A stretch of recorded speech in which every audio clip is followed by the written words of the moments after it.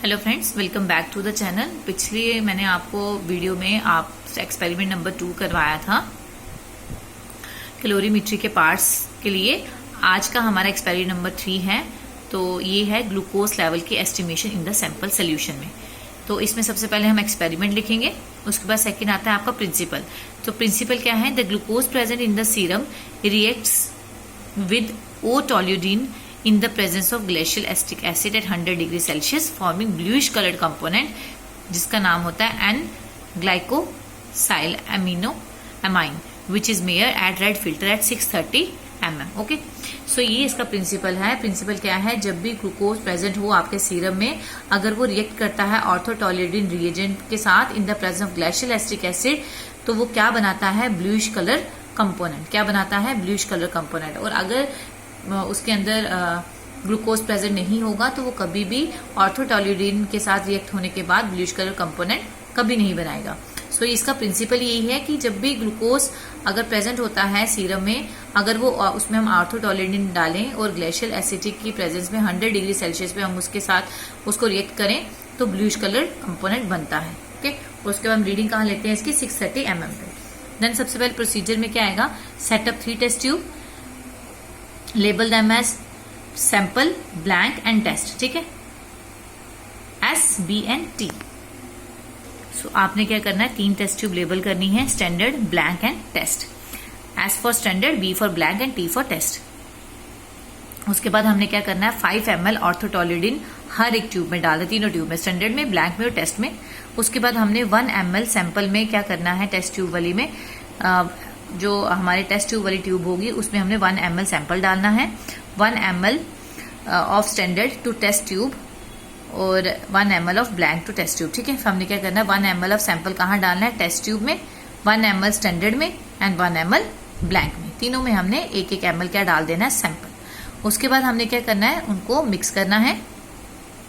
Mix करने के बाद फिर हमने उसको वाटर बाथ में रख देना है 10 मिनट्स के लिए till bluish color is obtained depending on the concentration of glucose। remove the test tube from water bath, cool them। उसके बाद हमने ऑप्टिकल डेंसिटी लेनी है उसकी at 630 nm पे, जिसको हम रेड फिल्टर कहते हैं। ठीक है, सो ऑर्थोटोल्यूडिन नीचे आपने रिएजेंट है, इसकी क्या क्या कंपोजिशन होती है? तो इसकी composition orthotoluidine reagent, thiourea, glacial acetic acid, glucose standard concentration of 100 mg। Then comes calculation. Calculation में आपने observation of test upon observation of standard into concentration of standard. ये वैल्यूज होंगी आपकी। नॉर्मल रेंज में क्या होता है कि हेल्दी एडल्ट में जो फास्टिंग ग्लूकोज लेवल होता है वो 70 to 110 होता है। और जो पीपी वैल्यू होती है, पीपी वैल्यू क्या होती है? जिसको हम पोस्ट प्रैंडियल वैल्यू कहते हैं, जो खाना खाने के 2 घंटे के बाद टेस्ट करवाया जाता है, उसकी जो वैल्यू होती है वो अप टू 140 mg होती है। ठीक है, देन रिजल्ट क्या है? अगर तो ग्लूकोज लेवल हेल्दी एडल्ट में जो होता है वो अगर नॉर्मल वैल्यू से ज्यादा हो तो हम क्या बोलते हैं उसको? मिस, जैसे आपका नॉर्मल वैल्यू 110 है और अगर इसकी नॉर्मल वैल्यू जो है, if the blood glucose level is greater than 110 it is known as hyperglycaemia, and if the blood glucose level is less than 110 then it is known as hypoglycaemia. So ये आपके interpretation में आ जाएगी। Last में आप interference या result भी लिख सकते हैं। ओके, सो ये था प्रैक्टिकल। इसके साथ आपने लेफ्ट साइड पे जब भी प्रैक्टिकल बनाते हैं, लेफ्ट साइड ब्लैंक पेज पे आपने एक्सपेरिमेंट लिखना है। मैं हर प्रैक्टिकल में आपको यही बता रही हूँ, जो भी प्रैक्टिकल होगा आपने राइट साइड पे भी लिखना है और लेफ्ट साइड पे भी लिखना है। सो लेफ्ट साइड पे भी आपने एक्सपेरिमेंट लिखा, उसके बाद आपने कॉलम बनाना है test, standard and blank. So 1 ml test में डालना है, 1 ml स्टैंडर्ड में डालना है, 1 ml ब्लैक में डालना है। ठीक है, तो ये क्या डालना है आपने? ऑर्थोटोल्यूडिन रिएजेंट। उसके बाद 1 ml सैंपल इसमें डालना है, 1 ml स्टैंडर्ड में एंड 1 ml ब्लैक में। सो हमने उसके बाद हमें इसकी रिएक्शन देखनी है। देन कैलकुलेशन कैसे होगी?